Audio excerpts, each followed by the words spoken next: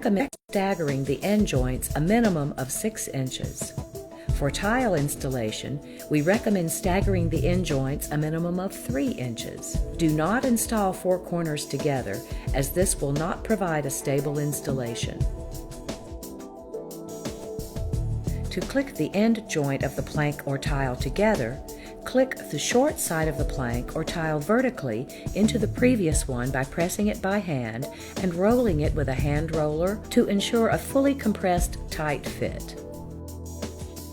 For tile, use the same technique. To click the length joint of the plank or tile together, lift slightly to engage lock, shifting it to properly match the end joint against the previous plank or tile. Rotate downward, clicking together for a tight fit. Use a small hand roller or seam roller to press and lock the compression fit end joint. Lock groove to tongue or tongue to groove for this application. For tile, use the same technique. If there are any gaps, we recommend using a small scrap piece of plank or tile with a lock on the edge. Lock the scrap piece to the area requiring tapping and lightly tap the edge of the material. This will bring the plank or tile edges tight together. Cut the plank or tile by scoring through the top wear layer with a utility knife, then snap the plank or tile across the score. Install adjoining rows as you did the first, one piece at a time. Holding the plank or tile at a slight angle, place it against the profile in the first row. Rotate the plank or tile down to secure the end joint, assuring that there are no gaps along the joint.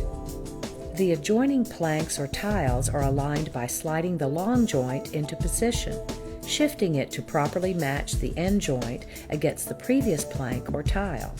Repeat until you reach the final row of material. To install the final row of planks or tiles, you will usually need to cut them. We recommend the following. Lay a panel on top of the last row installed.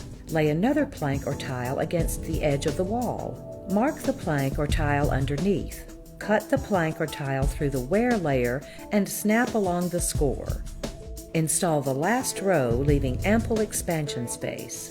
When installing moldings, make sure no nails or screws enter the vinyl flooring or the expansion zone around the flooring perimeter, as it will prevent proper expansion and contraction of the structure and flooring. All transition moldings should provide a 1/4 inch expansion space to avoid pinching the flooring and allow the proper expansion space. Never nail or screw moldings through your new flooring. Make sure furniture legs have wide, weight-bearing, smooth, non-staining plastic floor protectors or non-staining felt pads. The protectors should be at least 1 inch in diameter and rest flat on the floor. The heavier the item, the wider the protector should be. Replace narrow dome furniture rests with weight-bearing, non-staining floor protectors of the appropriate